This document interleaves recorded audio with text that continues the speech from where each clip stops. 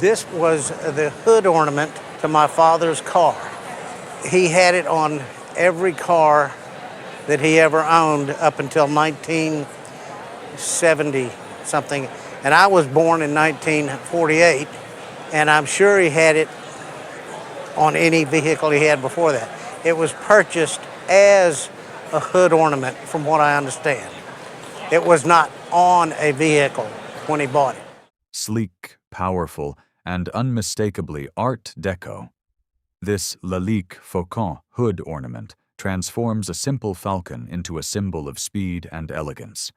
Created in France in the late 1920s to early 1930s, it was designed for luxury automobiles, where mascots like this turned the front of a car into a moving piece of art. Originally, the sculpture left the Lalique workshop in clear glass. But what makes this example truly exceptional is its deep amethyst coloration, a transformation caused naturally over time. The presence of manganese in the glass reacts with prolonged sunlight, gradually shifting the color. While this effect is known among collectors, achieving such a rich, dark tone is rare, suggesting this piece spent decades exposed to light. The falcon itself is beautifully stylized, with wings swept back and body streamlined, perfectly capturing the spirit of motion. Signed R. Lalique, it carries the mark of one of the most influential designers of the Art Deco era, known for blending artistry with industrial design. There is a small flaw, a chip on the tail, which is somewhat unusual, as damage more commonly appears on the beak. While any imperfection does impact value, in this case, the extraordinary color more than compensates for it, elevating the piece beyond a typical example. Lalique car mascots were produced for a relatively short period, making surviving pieces highly collectible today. And something like this in a retail shop could sell between $5,000 and $6,000. That's outstanding. A sculptor, William Edmonson, was given to us by my brother. It's been in our house since 1985. Carved from a single block of limestone, this serene dove by William Edmonson carries a quiet power that goes far beyond its simple form. Created around the late 1930s to 1940s, the sculpture reflects Edmonson's signature style. Smooth, rounded shapes with minimal detail, yet full of presence. The softness of limestone allowed him to shape his figures with an almost instinctive touch, giving the bird a calm, timeless quality. Edmonson's story is as remarkable as his work. Born in Tennessee in 1874, he began carving relatively late in life, claiming he was spiritually guided to create these pieces. Working from his own yard in Nashville, he produced tombstones and garden sculptures, often overlooked at first. But everything changed when his work caught the attention of influential figures in the art world. In 1937, he became the first African-American artist to receive a solo exhibition at the Museum of Modern Art in New York, an extraordinary achievement for that time. This dove belongs to that important period, when his work began gaining recognition, yet remained deeply personal and handcrafted. Unlike polished academic sculptures, Edmonson's pieces feel raw and honest, aligning closely with modernist ideas of reduction and form. What makes this sculpture even more significant is its rarity and provenance. Works by Edmonson are increasingly seen as foundational in American modern art, and surviving examples from his peak years are highly prized. We're going to put an insurance value on it of $125,000.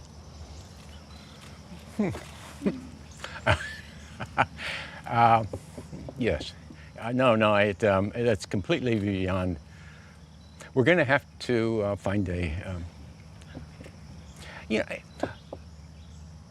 I wish I could act like I'm sure Edmonson would have acted and said, that's strictly not the point, but it It was my mother's, a friend of hers who was a jeweler, said to her, I have a great piece. I think you should see it and tell me if you like it. And she said yes. So she got the piece and she was very happy with it. Refined, intricate, and unmistakably elegant, this Agassiz pendant watch from around 1905 represents the height of Edwardian luxury.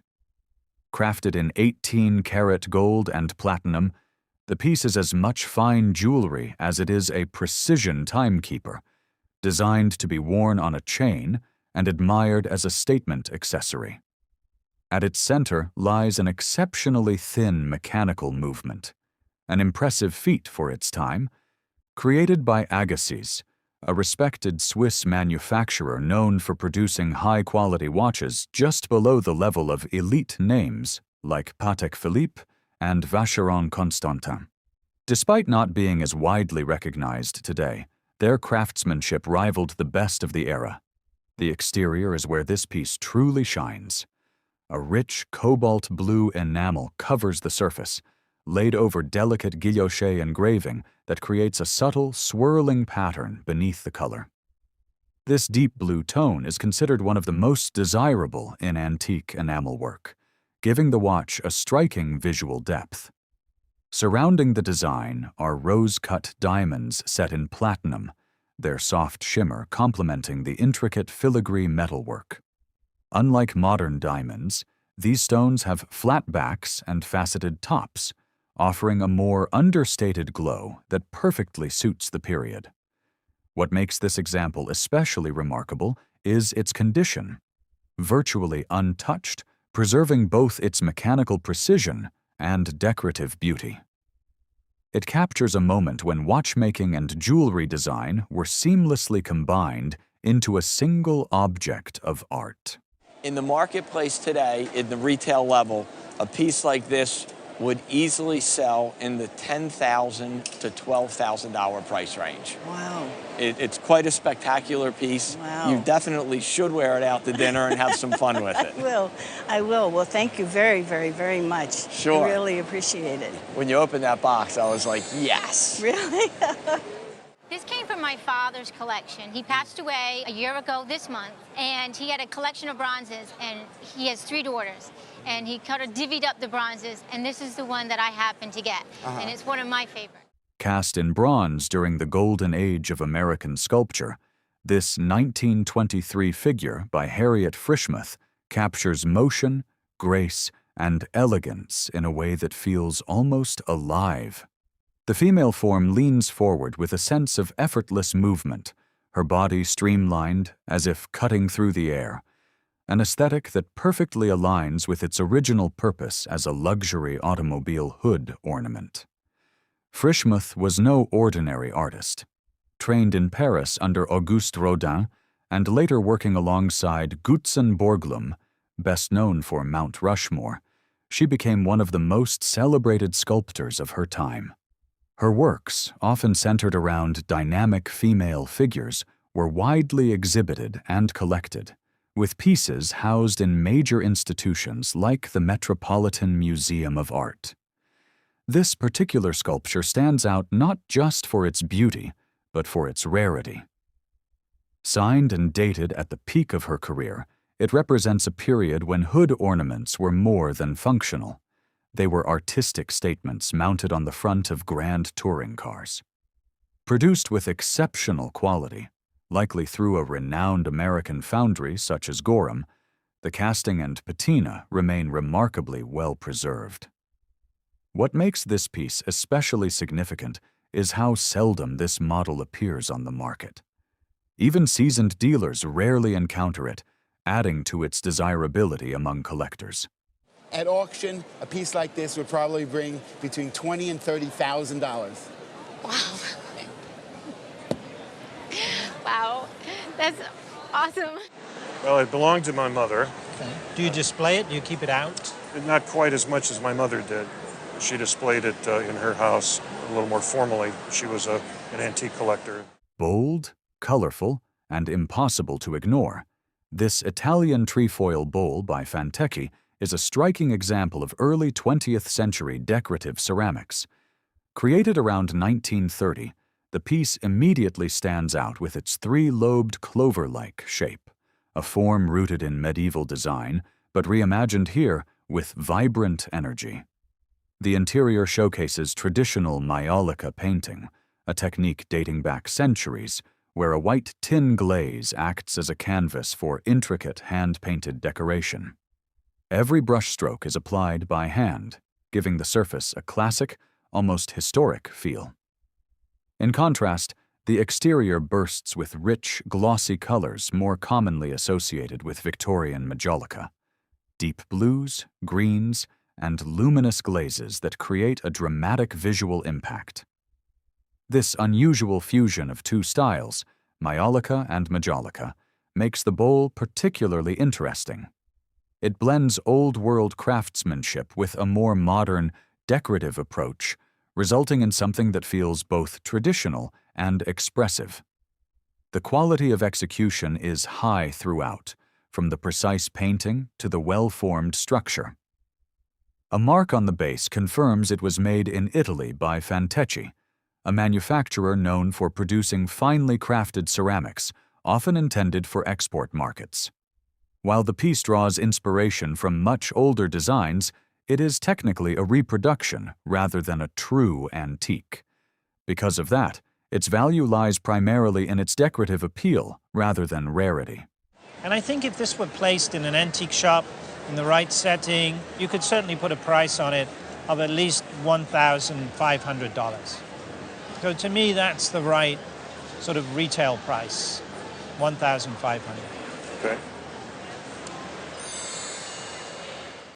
They belong to my husband, and his father was a jeweler. Okay. And he did a lot of work in New York. That's where we think he acquired. Lavish and theatrical, these sterling silver table ornaments by Pairpoint brothers capture the grandeur of Renaissance-inspired design, reimagined in the early 1900s.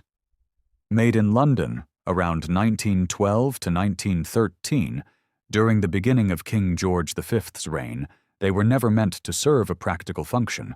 Instead, they were created purely to impress. Each piece is crowned with a finely sculpted merman, blowing into a large shell, his scaled tail curling behind him. Beneath, he rests on layered scallop shells, all supported by 4 detailed dolphins rising from stylized ocean waves. This rich combination of sea creatures draws directly from 16th century Renaissance imagery, where such mythical beings symbolized the mystery and power of the deep. The craftsmanship is exceptional, with every surface carefully worked to create depth and movement. Even the hallmarks, usually hidden, are placed prominently on the front, almost as a statement of pride in the silver content and quality. Together, the pair weighs around 50 ounces each, giving them not just visual presence but real substance. While their silver alone carries intrinsic value, it's the artistry and design that truly define these pieces. Pairpoint brothers were known for producing elaborate revival-style works, and this pair stands as a perfect example of their ability to blend historical inspiration with early 20th century luxury. But if these were to come up for auction, I would estimate them now at between $4,000 to $7,000. So quite a lot more than I think the sort of $2,000 that we would have imagined if they were melted down. That piece came to me through my aunt who's passed away. She, I think, may have received it from her husband who was Colombian. I don't know for a fact. Rich in detail and steeped in history, this Spanish bodice ornament dates back to around 1750, offering a glimpse into 18th century European fashion. Crafted in gold and set throughout with emeralds, the piece was designed to be worn at the front opening of a dress, serving as both decoration and a statement of status. The design is beautifully structured, featuring a stylized bow motif at the top, leading down to a suspended cruciform element. This vertical arrangement was typical of the period, drawing the eye downward and adding elegance to the wearer's silhouette. The emeralds, set in traditional closed-back settings, give the ornament a deep, glowing richness rather than a sharp sparkle. Exactly what collectors expect from jewelry of this era. What confirms its origin is not just the style, but the craftsmanship. The construction techniques visible on the reverse, along with the specific way the stones are mounted, firmly place it within Spanish workmanship of the mid-18th century. Pieces like this were often handmade in small workshops long before modern mass production.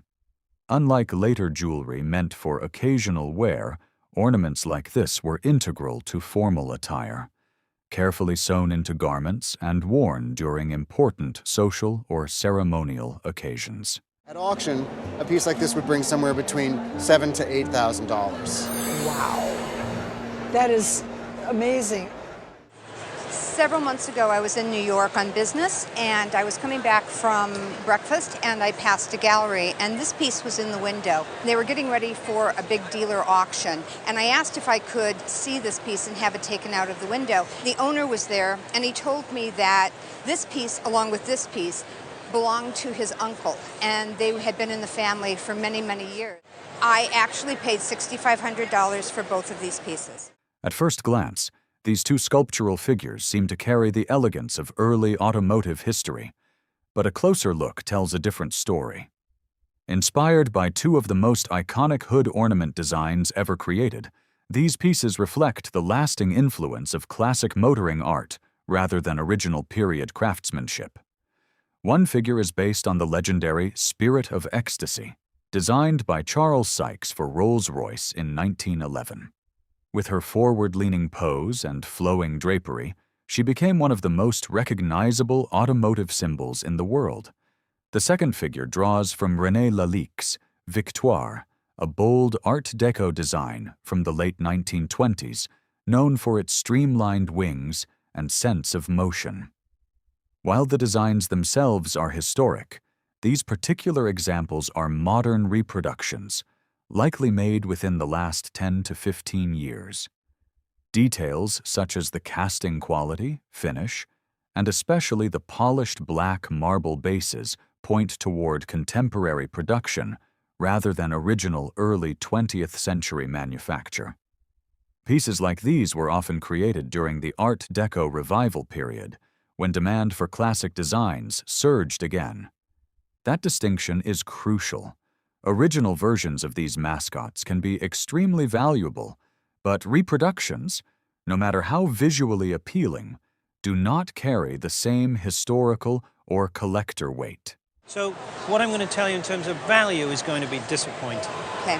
Because they're reproduction, I'm going to say for this object, a fair retail price would be perhaps $1,500. Okay.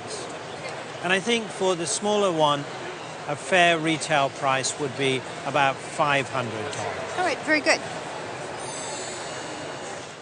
I keep them up year-round, but I have a special place in the entryway for holiday items. So I love the holidays. Charming, playful, and surprisingly functional, these German candy containers from the early 1900s were designed to delight children during the holidays. At first glance, they appear to be simple festive figures, a bunny, a witch, and a Santa, but each one cleverly opens up to reveal a hidden compartment once used to hold sweets or small treats. Crafted between roughly 1900 and 1920, these pieces were made using papier-mâché or composition materials, then carefully hand-painted and dressed with fabric details. Glass eyes bring the figures to life, giving them a distinctive personality that mass-produced decorations rarely achieve. Even though molds were used, each example was finished by hand, meaning no two are exactly alike. Size plays a big role in their appeal, and this group includes some standout examples. The bunny, in particular, is larger than what collectors typically encounter, offering a generous interior space for candy. The witch and Santa, though smaller, carry their own charm, with expressive faces and detailed clothing that reflect early 20th century craftsmanship. Originally created as both a gift and a decoration, these containers would be given filled with treats, then kept and displayed long after the candy was gone. That dual purpose makes them especially nostalgic and collectible today.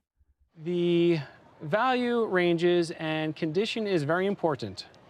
However, they display lovely. Collectively, you have an auction estimate value here of $8,000 to $12,000. Oh, wow. Wow, that's great. That's great news.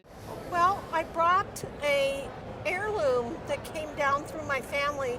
I don't know anything about it really. I know that it's just intricate artwork, but it's made of hair, and that my great-grandfather and grandmother owned it on my father's side.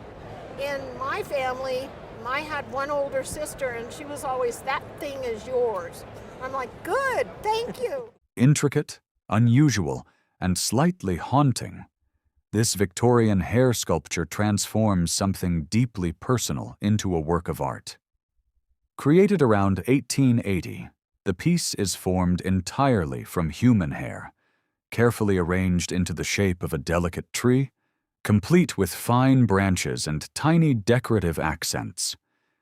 Hair art became especially popular during the Victorian era, typically between 1850 and 1900. While many pieces were associated with mourning, preserving the memory of a loved one, others were created in a more celebratory spirit. Friends and family would contribute strands of hair, which were then woven and shaped into intricate designs. This example feels more expressive than somber, suggesting it may have been made as a collaborative keepsake rather than a memorial. What makes this piece truly stand out is its form. Hair wreaths and jewelry are relatively common from this period, but a fully realized tree is exceptionally rare.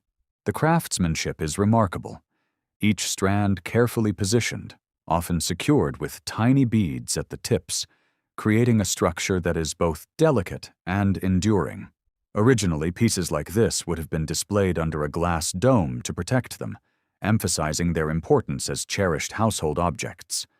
Today, they can feel a bit unusual, even eerie, but they offer a fascinating glimpse into the emotional and artistic traditions of the 19th century. If you offered it at auction today, I think you could have an estimate of $1,000 to $1,500. That's very exciting. I don't know that I would ever want to get rid of it. It's a great piece and a wonderful example of Victorian hair art. It was in my father's steamer trunk from probably the late 20s. As I recall the story from him, he saved the hood ornament from an automobile he was driving in Canada, and he wrecked the car and saved the hood ornament. Apparently that was all that was savable, and was injured, had a scar on his nose from the accident, and this is what was left of the car. Sculpted in France at the height of the Art Deco era, this striking Grande Libellule hood ornament by René Lalique captures a dragonfly mid-flight, its wings stretched wide in elegant symmetry. Introduced around 1928, it wasn't just decoration. It was a statement piece mounted on luxury automobiles, turning even a parked car into a work of art. Crafted from molded glass, the ornament originally left the Lalique factory with a frosted and clear finish, designed to catch and diffuse light beautifully. But what makes this particular example even more fascinating is its subtle transformation over time. Exposure to sunlight has given the glass a soft amethyst tint, a natural reaction caused by manganese within the material. Rather than damage, collectors see this gentle color shift as a mark of authenticity and age, almost like the piece has quietly recorded decades of history within its surface. The design itself reflects Lalique's genius, blending nature with motion. The dragonfly, frozen in glass, feels alive, as if it could lift off at any moment. Every curve and contour is intentional, showcasing the precision and artistry that made Lalique one of the most celebrated glassmakers of the 20th century. And in a retail store, a piece like this would bring between $8,000 and $10,000. Wow, that is a lot of hood ornament. Yes, it's a lot of dragonfly. A lot of dragonfly. It was a gift to my parents about 20 years ago, and my folks gave it to me about 2 years ago. Modeled with charm and character, this Weller pottery dog ornament from around 1925 was never meant for a shelf. It was designed to sit out on a lawn, exposed to the elements. Crafted in Ohio, a region once known as the heart of American pottery production, the piece reflects the rich clay deposits that gave Weller its distinctive look and durability. Formed as a terrier, the sculpture carries a playful yet sturdy presence, with subtle detailing that brings the animal to life. A script mark on the base confirms its origin and helps date it to the mid-1920s into the early 1930s. During this time, Weller produced a variety of outdoor figures, but very few have survived in good condition. Being made of pottery rather than metal, these ornaments were highly vulnerable, constantly exposed to weather, lawn equipment, and everyday accidents. That's exactly what makes this example so unusual. The condition is remarkably well preserved, with minimal damage despite its intended outdoor use. Even more intriguing, this specific model is rarely seen, adding an extra layer of desirability among collectors. While the broader market for Weller lawn ornaments has softened over the years, rare forms like this still hold strong appeal. What I would say in terms of the value of the piece, conservative estimate at auction would be $3,000 to $4,000. Wow. This could be one of those special dogs because it's so rare that could bring in excess of $5,000. Wonderful.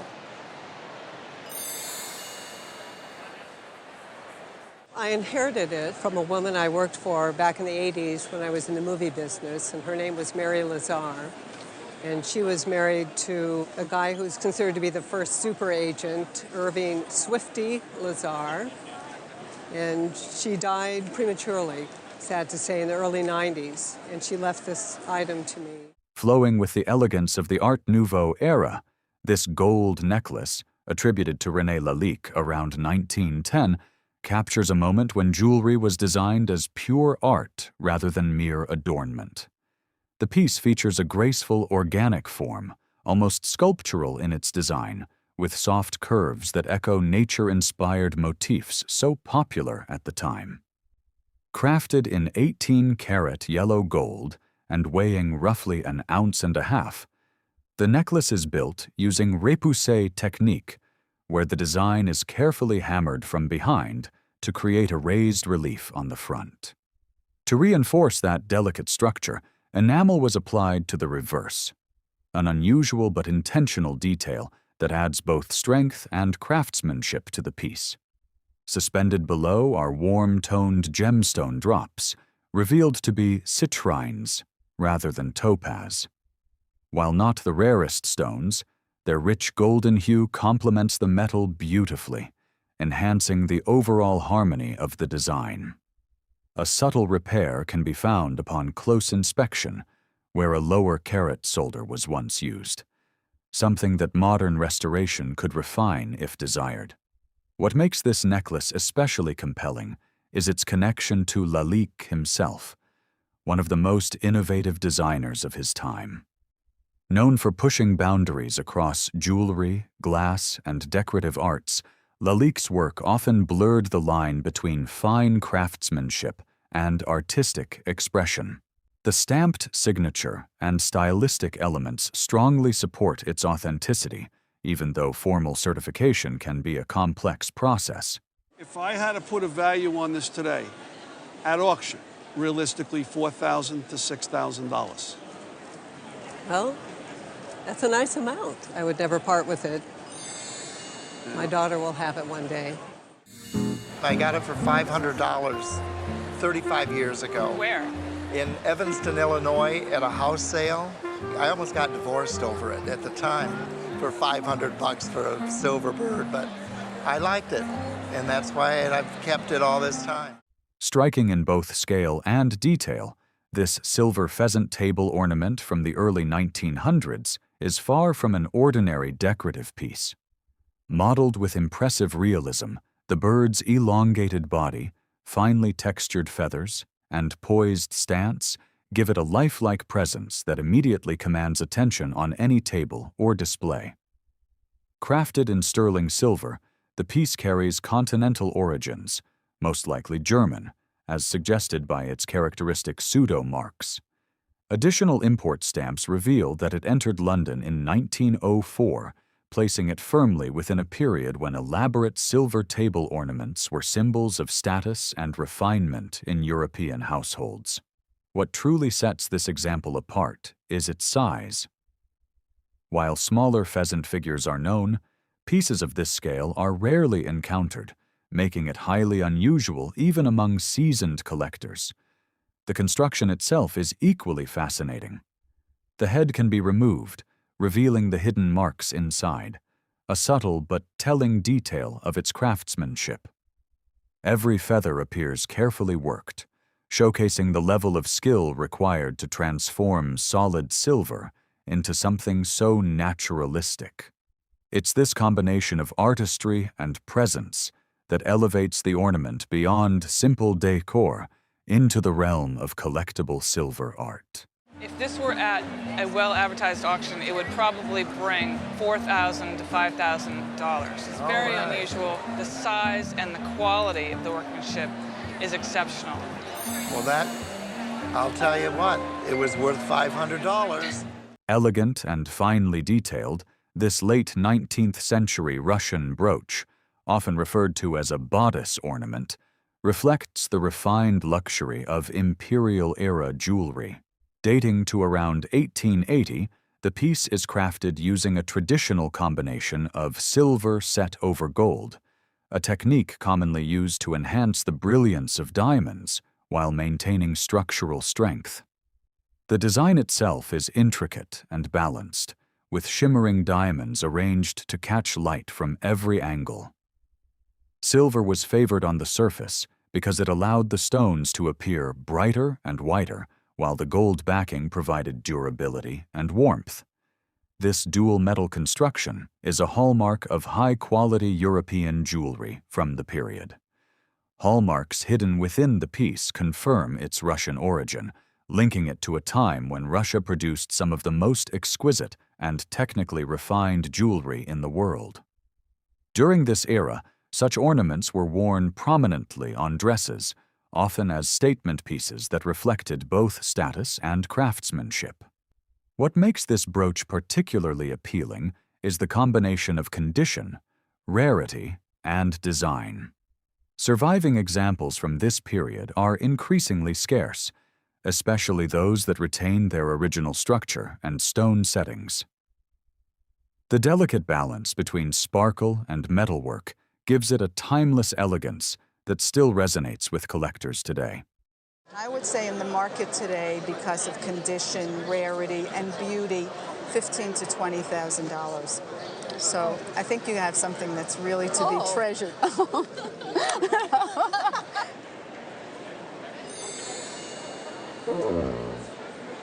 This dragon was at my mother-in-law's house from the time I can remember. Where is the house? The house is in Newport, Rhode Island. Okay. My in-laws bought the house in the 1950s, and the house was built in 1881. This dragon, he has another dragon that goes with him, were original to the house. Bold, theatrical, and slightly mysterious, this pair of bronze dragon dog ornaments dates back to around 1880, perfectly aligning with the grand Victorian taste for dramatic interior design. These weren't functional fireplace tools like andirons. Instead, they were purely decorative, positioned at the front of a hearth with a chain draped between them, adding both flair and a subtle barrier. Each figure is a fascinating blend of mythical and real-world elements. The body combines a serpent-like dragon neck, sweeping wings, and clawed feet, while the tail curves like a hippocampus from classical mythology. But the most unexpected detail is the face. It resembles a small terrier rather than a traditional dragon, giving the piece a whimsical, almost personal character. Originally cast in bronze and later silver-plated, traces of that finish can still be seen, though time and heat have worn much of it away. This mix of materials and styles is typical of Victorian Revival design, where creativity often took precedence over strict historical accuracy. What makes these ornaments especially intriguing is the likelihood that they were custom-made. The unusual combination of features, and particularly that dog-like face, suggests they may have been designed to reflect something meaningful to the original owner, possibly even inspired by a beloved pet. Assuming that the mate is in similar condition to this one, I think a fair auction estimate would be $5,000 to $7,000. Very nice. Yeah, it's a very nice. Well, they were used as Christmas ornaments, and they were my mother's. And I'm not sure where she got them, but I've since inherited them. Tiny in size but rich in charm, this collection of German miniature figures dates to the early 1900s, around 1900 to 1910. Originally used as Christmas ornaments, these delicate pieces were designed to bring festive scenes to life, often displayed on trees or arranged as part of holiday decorations. Each figure is carefully crafted, likely from composition or similar lightweight materials, then hand-painted with remarkable attention to detail. Despite their small scale, they capture expressive faces, clothing, and character, reflecting the craftsmanship that German makers were known for during this period. What makes collections like this especially appealing today is their rarity. Because of their fragile nature, many were lost or damaged over time, making complete or well-preserved groups increasingly difficult to find. Their nostalgic connection to early holiday traditions adds another layer of value, particularly among collectors who appreciate antique Christmas decor. There's also a shift in the market that works in their favor. Modern collectors often prefer smaller, display-friendly items over large, space-consuming pieces, and these miniatures fit perfectly into that trend. They're easy to showcase, yet still carry strong visual and historical appeal. I would believe in a retail setting, the whole group of them would be close to $5,000. Wow. That's interesting. We have a 17th century watch. We think it's from France, and the story in our family is it may have actually been a remake of an earlier watch. And so we know it has some enamel on it and some silver, but that's really as much as we know about it.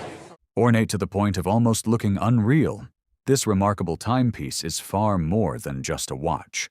It's a fusion of centuries, craftsmanship, and materials rarely seen together.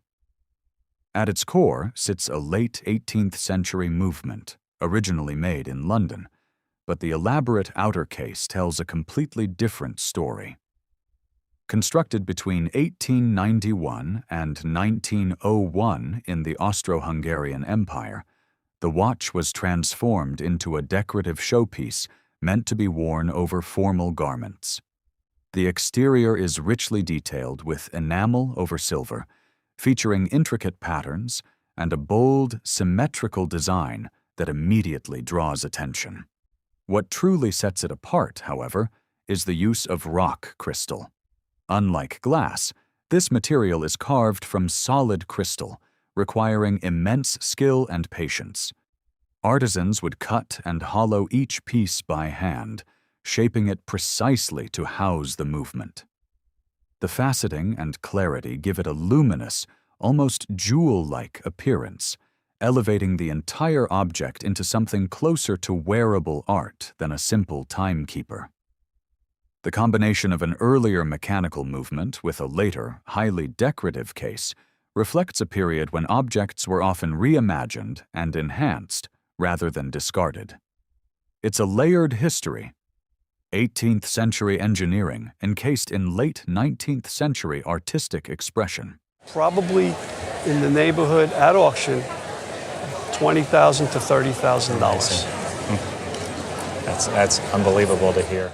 They were my grandmother's, and I remember my mother telling me that these were used at Christmas time. She'd bring them out and decorate around the tree when they were little girls. I assume that was back in the 1930s. About 1960 or so, they were wrapped up and put in boxes, and they haven't been out of a box. Delicate, whimsical, and full of nostalgic charm, these early 20th century snow babies capture a unique moment in holiday tradition. Made in Germany around the early 1900s, these tiny figures are instantly recognizable by their bundled clothing and frosted snow-like finish, giving them a soft, wintry appearance. Crafted from porcelain and coated with textured material to mimic snow, each figure is carefully detailed despite its small size.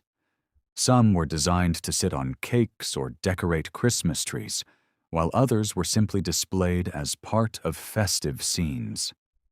Their origins are often linked to earlier Victorian candy containers, though another popular story ties their inspiration to Arctic exploration, particularly the imagery of bundled figures during expeditions to the North Pole. What makes this collection stand out is both its variety and rarity. Smaller figures are commonly found, but larger or more unusual examples, especially those in excellent condition, are far harder to come across. The tiniest pieces may seem modest, yet even they can carry surprising value due to their scarcity and charm. Collectors today are particularly drawn to snow babies because of their connection to early holiday traditions and their fragile nature, which means many did not survive over time.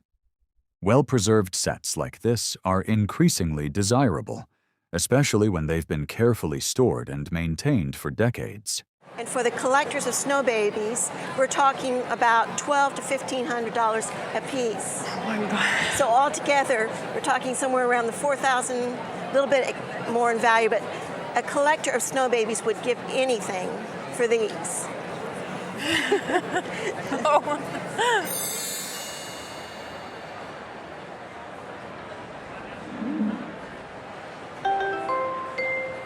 My mother married into a family in Atlanta that was very familiar with antiques, and my grandmother gave these to my mother when she married, welcoming her into our family. Ornate, theatrical, and unmistakably French, this pair of Jacob Petit porcelain candelabra from around 1850 reflects the bold decorative style that made his work so popular in the 19th century. Produced just outside Paris, these pieces showcase the kind of elaborate design Petit was known for.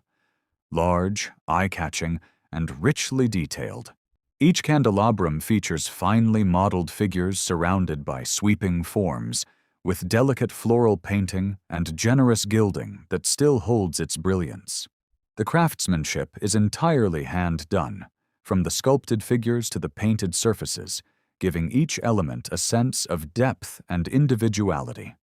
At the top, decorative motifs, resembling palmettes, add a slightly exotic flair, which may explain why pieces like this were especially admired in regions like England and the American South.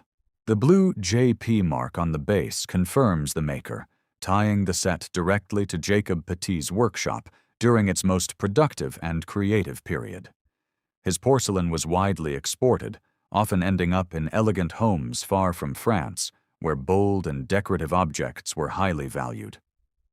What makes this pair particularly appealing is their overall condition. Pieces of this size and complexity are often found with heavy restoration, but here, any repairs are minimal, allowing much of the original work to shine through. I suspect if they were in an antique shop today, I think they'd be priced at least $3,500. Ooh. Ooh. And it's possible they'd be priced at $4,000 or $4,500. Wow. Well, now I'm going to give them to my daughter. Okay. It was my husband's mother's family who had this piece. And in cleaning out various family pieces, it was brought from Massachusetts to California, and then we in turn brought it from California to Florida. Wish I could say more. Gracefully curved and richly decorated, This New England turtle-back fireplace bellows from around 1835 is a perfect blend of function and folk art. Its rounded shape, resembling a turtle's shell, was not just aesthetic, but practical, designed to sit comfortably while being used to fan embers back to life in a hearth. What makes this example truly remarkable is its condition. The original paint remains vibrant, with stencil decoration still clearly visible across the surface. Even more impressive is the survival of the leather, which has remained soft and flexible despite nearly 2 centuries of age, something rarely seen in pieces like this. Turn it over, and another layer of craftsmanship appears. The back features smoke decoration, created using lamp black to produce subtle cloud-like patterns. This technique adds depth and character, turning what was once a household tool into a visually engaging object. The metal fittings are equally well preserved, completing a piece that feels almost untouched by time. Items like this were common in early American homes, but very few have survived in such complete and well-maintained condition. Originally made as both a practical tool and a decorative object, bellows like this often ended up displayed on walls once their functional use faded. Today, they are appreciated as examples of early American craftsmanship and design. But if it were to come to auction, I would say $4,000 to $6,000. Oh my goodness. Oh, and we've had it on the bedroom wall, enjoying it, but having no clue. Right. Well, that's probably a good place for it. Oh, goodness. Well, thank you. That's You're really welcome. fun to know. What a surprise.